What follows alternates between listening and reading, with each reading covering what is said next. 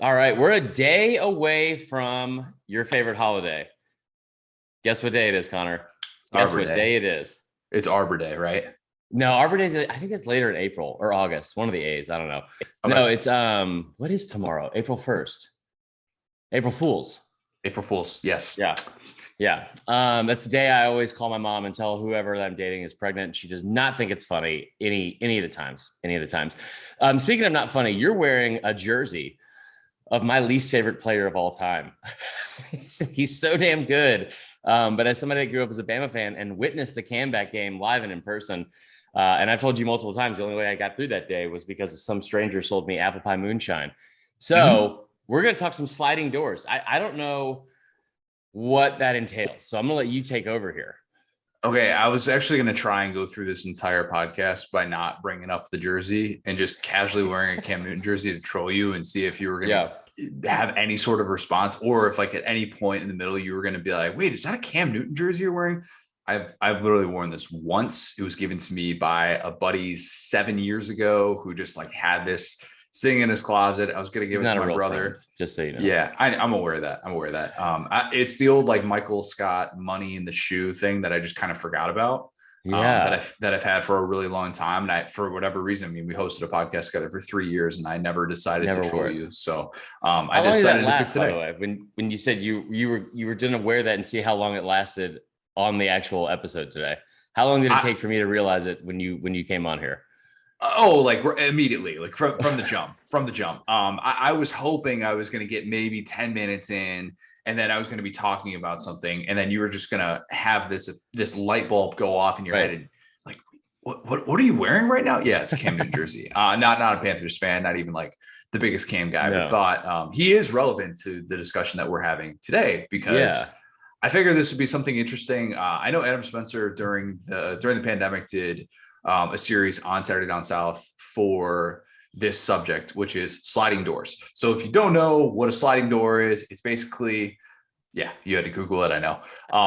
It is basically one thing that happened that totally changed the impact of, what today, as we're talking about SEC football, college football for years and years to come, the butterfly effect, if you will. One little tiny thing that if it had gone differently, hey, maybe we'd be talking about very different circumstances. So I figured we could do our favorite sliding doors, and I guess we'll be discussing favorite things that you guess. I guess you're going to have to kind of do this on the fly then. Oh, no. I always know the answer to this one. Okay. Do you want me to tell you right now? Yeah, go ahead. So this is let me make sure I have the name right here. So favorite sliding door ever, December 7th, 2006. I remember that date, not because it lives in infamy, but because me and my father and my stepmom were walking out of a Bob Seger concert in Atlanta, Georgia, outside of what used to be called Phillips Arena. And we see on ESPN that Rich Rodriguez was named the head coach at Alabama. I remember my dad looking up at the screen. He goes, "That's the guy. That's the one we wanted." And I was like, "You're never right about most things. Your instincts are always wrong." But I remember seeing that and I was like, Rich Rod coming off of, this is 2006. So it's the year before the Pat White. Well, Steve Pat White was there, but that year where they were just ridiculous. It was a video game the whole year and they somehow lost to Pitt and didn't get the national title game.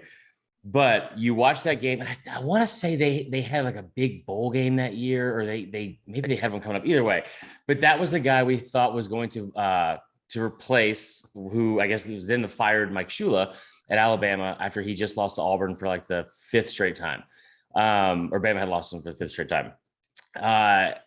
Thank God for the sliding door known as Rita Setliff. Rita Setliff intervened, and I will love her forever for this, because she came in and she saw Tuscaloosa for the blank hole that it is and was like, you know what? No, I don't want to live here, which is a good call. I love Alabama football. I would much rather go to Athens than Tuscaloosa any day of the week. Just one example. Oxford, probably up there too. Baton Rouge, absolutely. But Rita Setliff said she did not want to live there.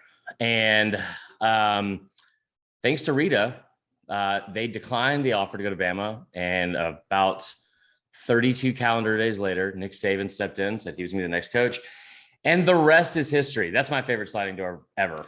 32 days it took after. It was like, so it was like January. I want to say it was like January 7th or 6th. So it had to be like right around then.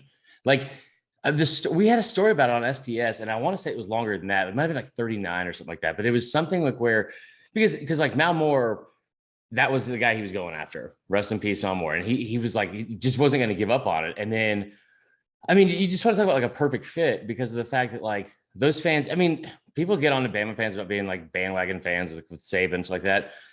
I'm in the 85%. We had season tickets, had to watch Dennis Franchione, which was arguably the best of those years. Mike Dubose, Mike Price, Mike Shula. It was just mediocrity at its finest. And and Saban coming in, it was a huge game changer. It was awesome. That's a long time to go after thinking you have your guy and then having to kind of go back out and figure out what that search is going to look like. And it kind of makes sense that Saban became the first ever $4 million coach in the history of college football. And they've had to wait for NFL things to play out and probably offer him a very, very steep purse. That's a good one. That's a really good one. Yeah. Along similar lines to that, the famous Drew Brees, Dante Culpepper decision, debate, whatever you want to call it. Drew Brees, if he passes the physical, goes to the Dolphins, stays with and ends up being the quarterback for Nick Saban's Miami Dolphins team. Does Nick Saban then stay in the NFL? Does he ever come to Alabama? I've kind of thought about it a few times, and it's as significant of a sliding door as there is in college football in the 21st century. There's no doubt about it, within the SEC, of course. But I think Saban would have eventually come back to the SEC. Even if Brees had worked out, even if he had had some success, I think seeing Saban's personality and how wired he is for the college game, I think there still would have been other things that would have kind of frustrated him about the NFL. I know that kind of pours a little bit of cold water on like the hot take that's like this, incredible sliding door, because it absolutely is. And timing is everything. Maybe he doesn't come back to Alabama. Maybe he goes to a different job or something like that. Maybe, like the LSU potential reunion if Les Miles had gone to Michigan, that's another sliding door, of course. Well, think about this too, though. You're looking at a time period too, where so Saban comes in 2008. You could argue that 5 coaches were fired that year because of Nick Saban. Tommy Bowden right off the bat, Tuberville. I want to say Houston Nutt. I could be wrong about that. Maybe he lasted another year. Was Fulmer 08 or 09? Fulmer was 08 because Kiffin's first year was 09 and Rocky Block. Yes, so right. Fulmer was another one. Yes. But like you had this really weird situation too, where like from like a recruiting standpoint, the talent that was in the state of Alabama, which is not considerably like deep for talent, right? Like Mississippi is. We talk about Georgia. I'm biased. I live in the state, but I think that Georgia is right up there with the top 3 when you talk about California, Florida, Texas. I don't care about the stars part of it because it's not as the water's different in Georgia. Yeah. Without a doubt, and I would put the prospects that come out of this state up against California at any point. But then, you go a state over from Alabama, Mississippi's got a lot of talent. Louisiana, they're built different for sure. Their livers are absolutely. And you talk about like the talent that comes from those states.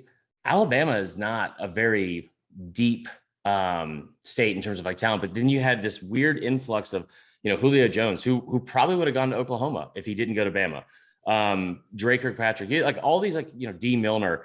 And I throw these guys out there that not that they were like, not all of them were stars beyond college, but like these 5-star players that were huge impacts in that program that might not have gone to Bama. And so I wonder how long the stretch of mediocrity runs at Bama if Saban doesn't come back, like in that specific time frame. John Parker Wilson. Terrible JP example. That terrible example. In-state kid, so that doesn't apply at all whatsoever. Was already there too, was already there. Literally the worst possible example. That's a really good one. Similar line. So you could definitely make the case. The Les Miles, Michigan, Herb Street reports it. Herb Street talked about that in his book actually as well, about how that was basically like the last time he ever decided he wanted to be in the breaking news business because of the L that he took for that. And like, there are things with LSU that I think are fascinating to look back on. If Les Miles had left, and then you're kind of thinking, man, is this just a stepping stone job? And I think the entire tone of that program is different. But yeah, that would have been just bizarre to see that play out, especially like 07 in the midst of winning a national championship, and the timing of that, you know, with it being surrounded. Everybody remembers the press conference that he has before the SEC championship. Just weird. Yeah. You don't see that. You're not supposed to see that. Well, what about also, I mean, think about like LSU. We've done this. This was one of my favorite episodes we ever did in terms of a debate down south. And it was the best team to not win a national title out of the SEC. And I think you throw out 95 Florida, which we did not originally have. People will say 2004 Auburn. I don't feel that way. It's not because of the colors that but just the research that we did speaks otherwise, but that's just me. And then why is my camera just like, I feel like I'm like in a fun house right now. Anyway, but like that. And then you talk about the 2011 LSU team, right? Yeah. That went undefeated. They played beat 8 ranked teams in it was still a 12-game season, but like beat eight ranked teams, beat them by an average of 24.8 points per game, and did it like on the road, right? Like they opened with Oregon, they played West Virginia, I think, that year. And then you have to play this Alabama team again, where you give 41 days to Saban to prepare. I think they crush Oklahoma State, right? Yeah, there's no doubt. You're talking about a program that has 3 national titles in less than a decade, and then 2 in Les Miles in a 5-year span. Yeah. But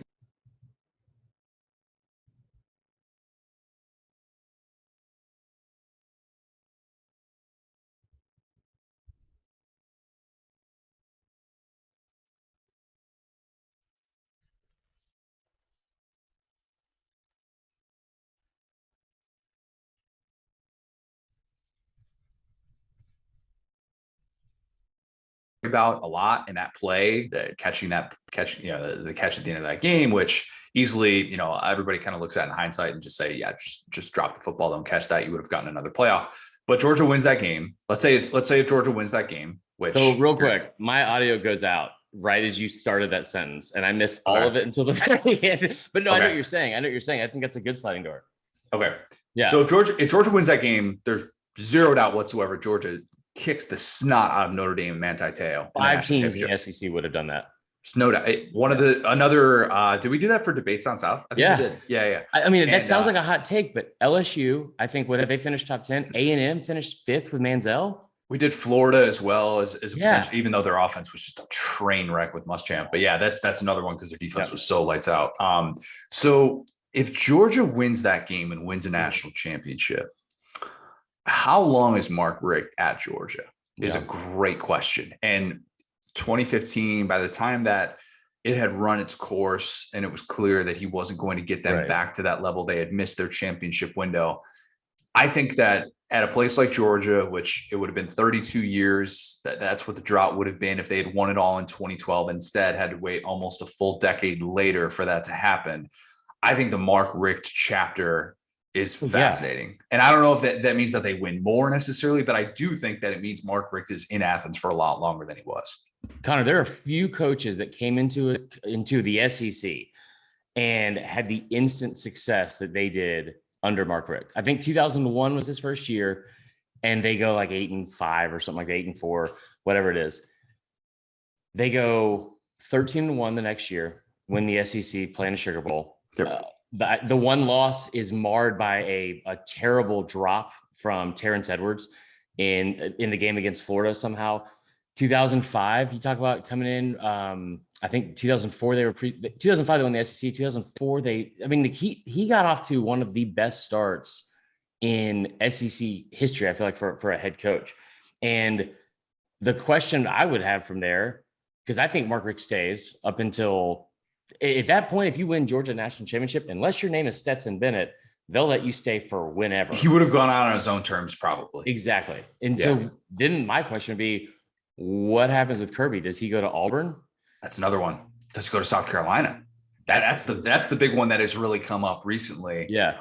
Because and his wife has talked about that as well. Like it was pretty close. And that's a lot of people will say that's what prompted Georgia to act as quickly as they did with Mark Richt, and why he didn't maybe get another year or two. Timing is everything with this stuff. Like there's just no guarantee that any of those things would have played out. And if Kirby is at South Carolina, how would he have built South Carolina up?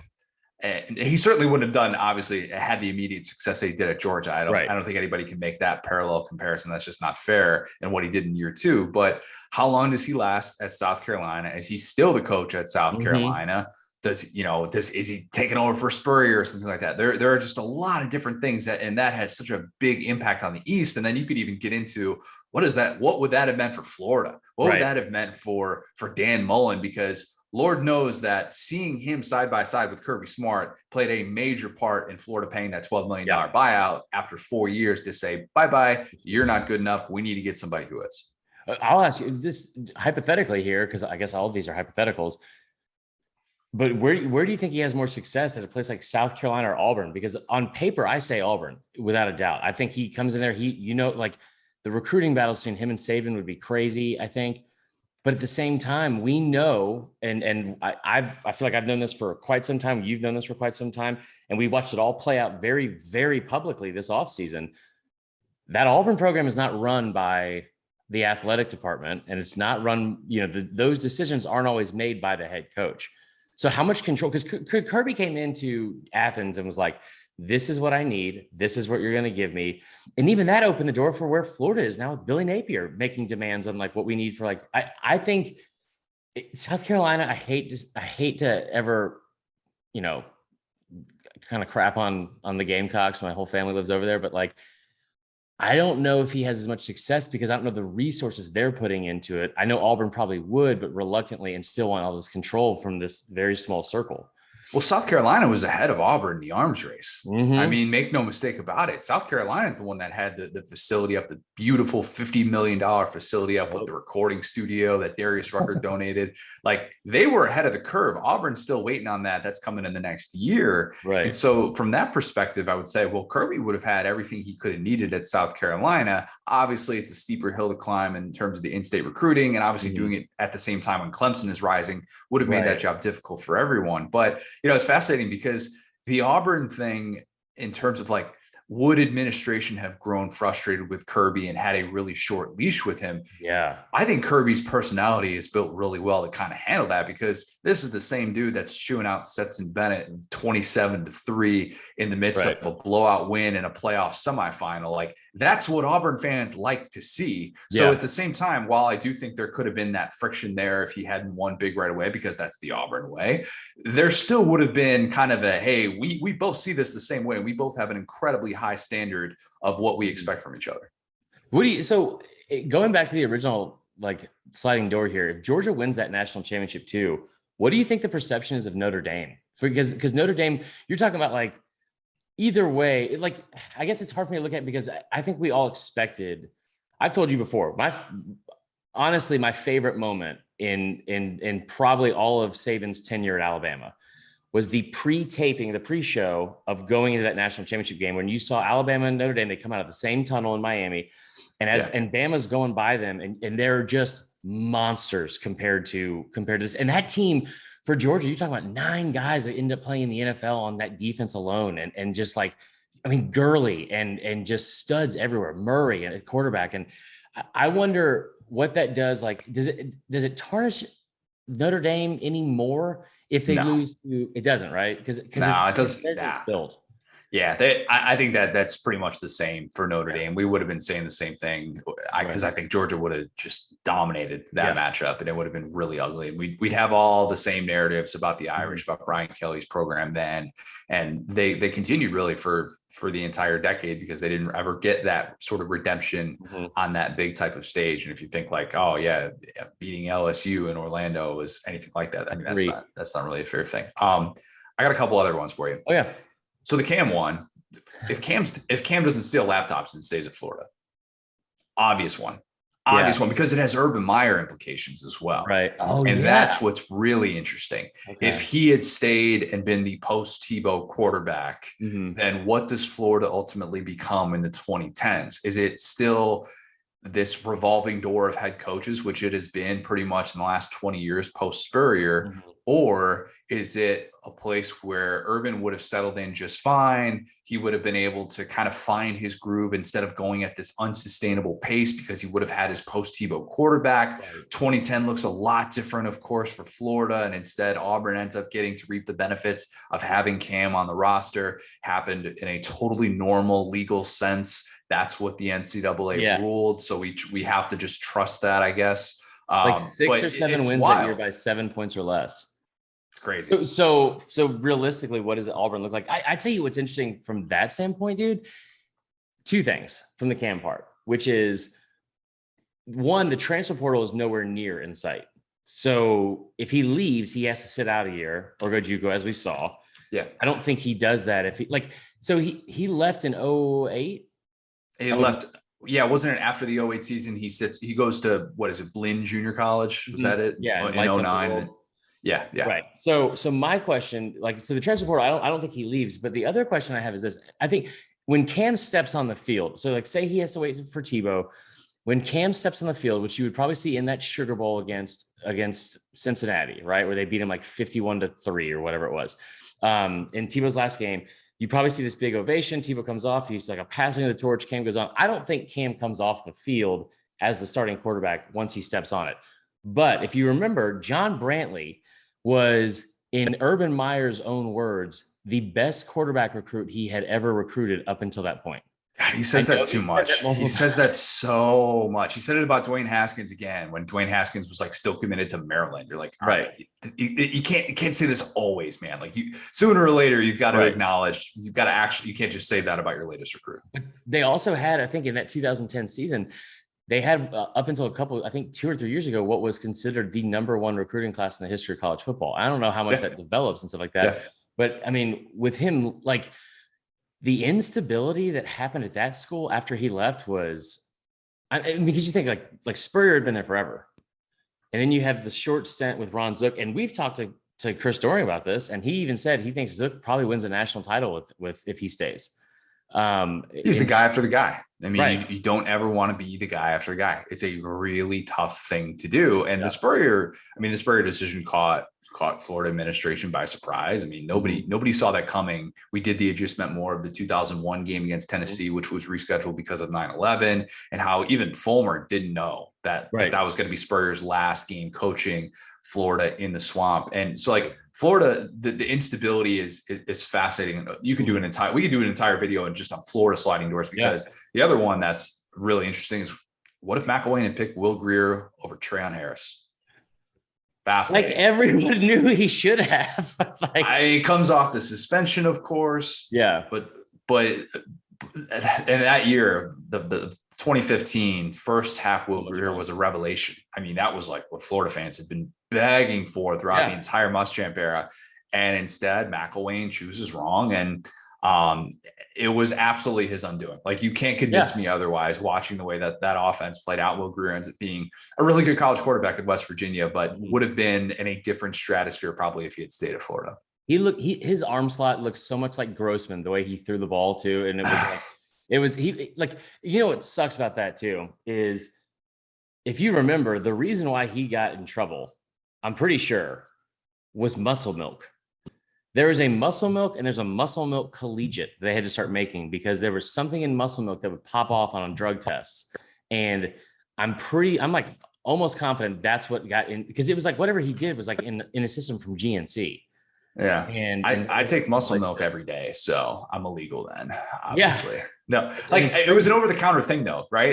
That whole thing was so bizarre. And I remember watching that press conference in our old SDS offices that we have down here in Orlando. And it was weird. Like, McElwain's up there just kind of like patting him on the back, and Greer's overcome with this emotion. Like, what are we watching right now? This isn't Magic Johnson telling the world that he's got AIDS, right? Like, it's a kid who's going to come back, and he's going to be all right. There are bigger deals in football than like a guy who tests positive for steroids. I mean, let's be honest. But it was not such steroids, to be clear too. Yeah, a banned substance, if you will, a PED. But yeah, I think that's really interesting. And that, like, I mean, the Tennessee coaching ones are, dude, they're all over like Lane staying in Knoxville, of course. I mean, you could even do that.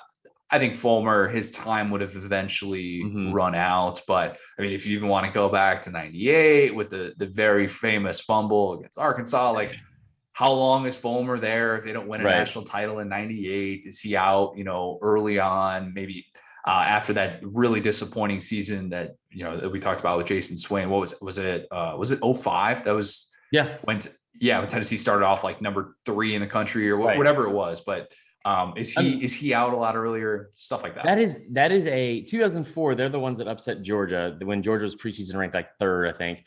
But like from 95 to 2002, people forget like this is a top 5 program in the country, and it's not even close because of Florida. Like they're just overshadowed because of where Florida is, and I think that like even now, like now we talk about like when Bama was doing Bama things, I think before like Clemson kind of knocked them off that pedestal and they started actually losing national championships. We still talked about Georgia and LSU and these like rising powers and stuff like that. I mean, Florida didn't give anyone in the SEC like the shine. Like they just took everything. And I think Tennessee, even with the national title, I think other programs forget how good and dominant of a program that was. What about if Lane had stayed at Tennessee? I don't know how that works out. I don't know either. Because Lane needed to be humbled. He needed to be left on the tarmac to get to the place where he is now. I think it would have. I tend to think that Lane, even if he had tasted some success and done some great things, I think he needed to get smacked around a little bit. I do. I really do. I think there's just something to be said. It's something we're going to talk about a lot, probably with Billy Napier. If he takes off at Florida, it's been pretty well documented, the struggles that he had at Clemson when he was fired by Dabo. And, these guys who have kind of built themselves back up. We've kind of seen that in the SEC. We're seeing it with, Eric Musselman. We saw it with Ed Ogeron. That was a really popular topic of conversation. Just the guys who have been humbled, so to speak, and are not just these coaches on the rise. Like that's why sometimes I kind of wonder with Mullen, if he had been better off, had he been smacked earlier in his career, forced to adjust. Gus Malzahn, another guy like that, if they had been humbled, like how their careers could have looked, if they could have turned out a little bit differently. But yeah, that's one that I think with Lane, I think it would have gone south, even if he would have ended up having a little bit more success at Tennessee. I think that Lane, and I just watched Pam and Tommy on Hulu. So this is an uncomfortable reference. And probably not that, it's probably pretty misguided, but I just think that that would have ended so publicly and like, for lack of better words, violently, that would have been a horrible public breakup no matter what. Because I don't think Kiffin was like, I think you're right. Like, I don't think he was mature enough. He wasn't mature enough at USC. I mean, like the stuff they were doing, like this, he was calling out Florida. Florida just won a national championship. And it was like, what are you doing right now? Yeah. So, I mean, there's the Lane part of it. How about this? How about if Schiano had been allowed to stay? Schiano's a good coach, and I just for Rutgers. Oh, he would have been a terrible fit at it. It kind of gives me Brian Kelly vibes, but Brian Kelly wants to be at LSU, and Brian Kelly is a really good coach. He's a lot better of a coach than Greg Schiano. That's a square peg in a round hole. Brian Kelly's won everywhere he's been. Greg Schiano's won at Rutgers. That's it, which twice. I'm not saying that lightly. Twice. He has twice won at Rutgers, which there are not many people on planet Earth who could say that. There's none. He has done that. Yeah, he's built for that job. He would have been a bad fit probably at Tennessee, but like, what if Leach had been hired at Tennessee and John Curry was allowed to make a hire, and instead he wasn't called back with his tail between his legs saying, "What are you doing?" I mean, there are just things like that I look at that I think with Tennessee, especially, and Vols fans have gone down the rabbit hole in every different possible way. I don't know how maybe that hire, if Leach had gone for the Arkansas job when it opened up after Bielema was fired, but they didn't want to spend big necessarily on a head coach. That's another thing that people kind of forget about. Sliding doors with coaches, man, it'll send you all over the place. Well, it's so much has to do with coordinators and stuff like that, and who's on their staff now. You know what I mean? Like, I think that's such a big thing too. Like Jeremy Pruitt, if he stays the defensive coordinator like, look at the improvement that guy had at every place he went. Georgia, Florida State, Bama. I mean, he was, maybe in 2018, if he's still in Tuscaloosa, they don't get their ass kicked by Clemson by 28. Maybe it's only 17. I don't know. One last one, and this isn't really a good one. DeAndre Francois doesn't get hurt in that opener against Bama in 2017. Yeah. Very specific. Yeah. Jimbo could not troubleshoot that year. And the wheels fell off at Florida State in a way that nobody could have anticipated for a preseason top 3 team. And obviously there were bigger picture issues that he was working against that saw the light of day, with Florida State falling behind facilities. Jimbo, if he just has kind of like a disappointing 8-4 year, which could have happened, or a 9-3 season, because that team had other issues on the offensive line as well. But if that happens, it throws off the timing with A&M, of course. Yeah. And A&M doesn't go out and make the 10-year, $75 million deal to Jimbo. What does that look like? Does it change the balance of power in the ACC for years to come?